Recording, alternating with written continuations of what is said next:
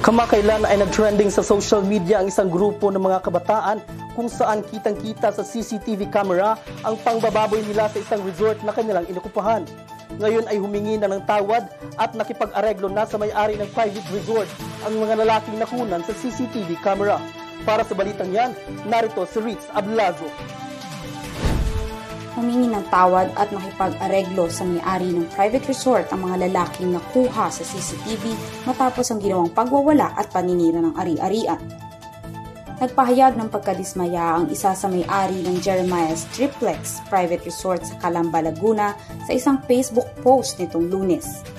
Makikita sa video ang ginawang panggugulo ng mga kalalakihan na nagbistulang binagyo ang pool sa dami ng basag na bote, mga tinapong monoblocks, lamesa, water dispenser at iba pang basura.